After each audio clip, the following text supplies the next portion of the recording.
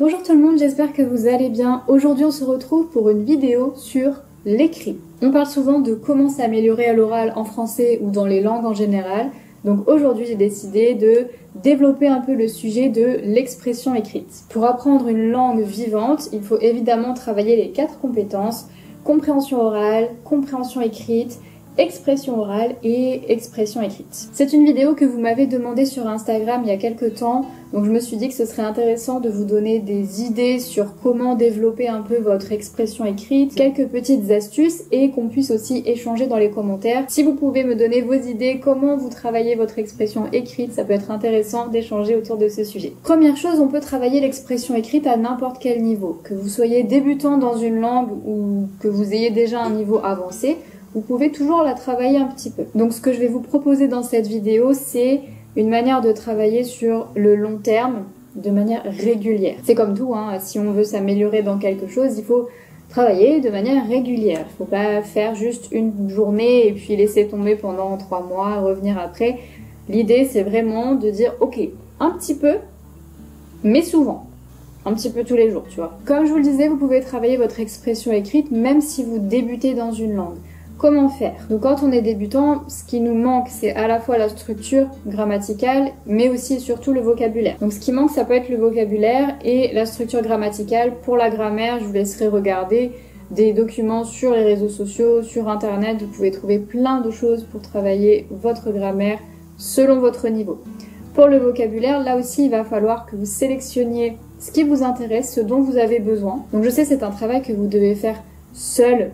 Là, tout ce que je vous dis, c'est si vous n'avez pas de professeur, parce que bien sûr, il est toujours possible de travailler une langue, d'apprendre une langue avec un prof. Si vous voulez prendre des cours particuliers avec moi, vous pouvez me contacter. Mais quand on n'a pas de prof, voilà, on cherche un petit peu toutes les astuces pour s'améliorer. Donc, pour le vocabulaire, donc l'idée, ce serait de noter un mot, 2 mots, une expression, ou plus si vous le voulez, si vous avez un niveau plus avancé, par jour. Et à partir de ces mots ou de ces expressions, vous devez essayer de faire une phrase, une nouvelle phrase, pour associer un contexte au mot que vous avez choisi. Vous pouvez utiliser un cahier, vous pouvez utiliser un calendrier, j'en ai déjà parlé dans une autre vidéo, les calendriers, ça peut vous permettre de visualiser justement sur la durée vos progrès. Là, ce que je vous conseille, c'est de commencer par 7 jours, une semaine. Si vous avez réussi votre petit défi pendant 7 jours, vous pouvez pousser jusqu'à 14 et ensuite 21 jours. Déjà, en 21 jours, vous allez être capable de voir tout le vocabulaire que vous avez appris, toutes les phrases que vous avez écrites. Donc je récapitule, l'idée c'est un mot ou 2 mots nouveaux, ou plus selon votre niveau et vos envies par jour.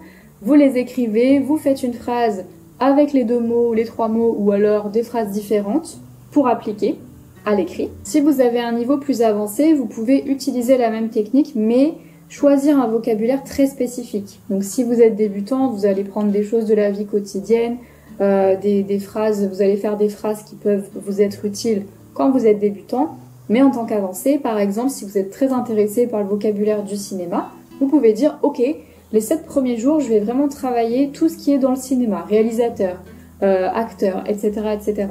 Donc, avec ça, à la fin, vous pourrez vous dire, ah, j'ai bien développé mon vocabulaire du cinéma. Je vous disais donc d'écrire quelque part vos mots nouveaux.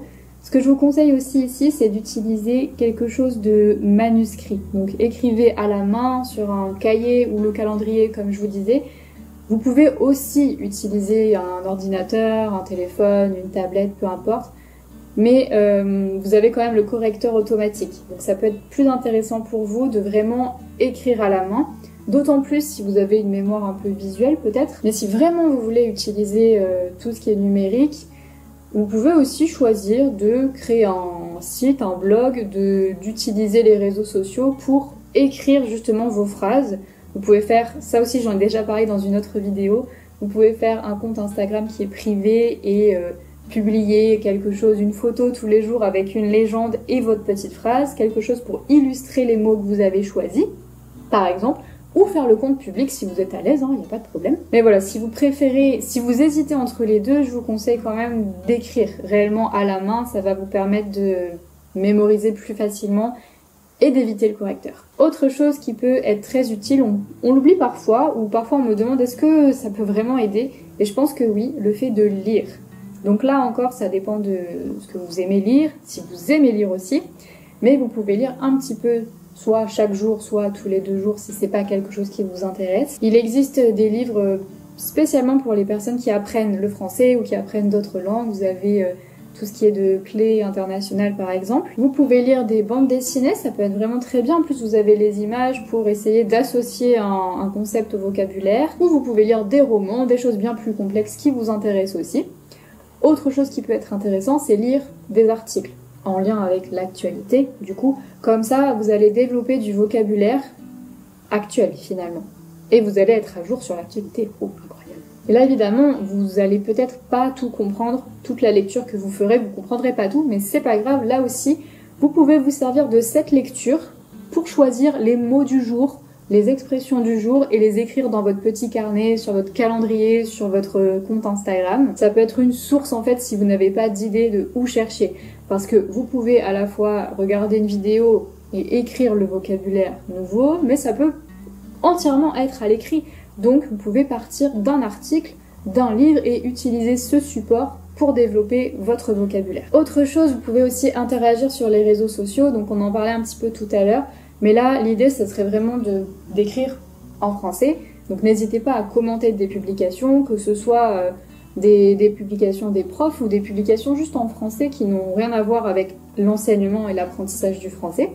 Essayez, vous allez certainement faire des erreurs, mais c'est pas grave. Au pire, vous expliquez, voilà, désolé, je suis pas français, je suis pas française, donc je peux faire des erreurs. Vous pouvez aussi envoyer des messages privés, bien sûr, mais toujours dans le respect, on précise. Le but, c'est simplement d'échanger. Et enfin, si vous voulez vraiment quelqu'un à qui parler régulièrement, vous pouvez utiliser des applications comme Tandem, par exemple.